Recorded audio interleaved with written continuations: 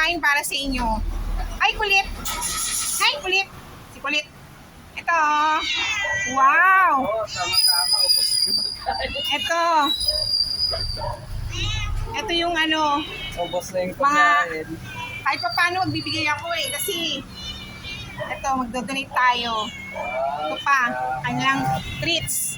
Yan, oh. Ayan ha. May pagkain na kayo. Salamat po. Wow. Iyak na. Iyak. Bakit sila nakakulong? Pinakain ko muna. Ah. Sabagay parang hindi masagasaan kasi malapit sila sa kalsada eh, oh. Diba?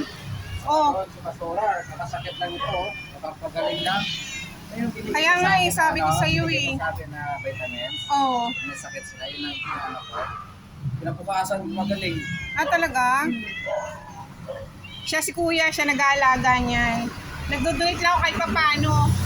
Pag may budget. Ay, nakalimutan ko nilagyan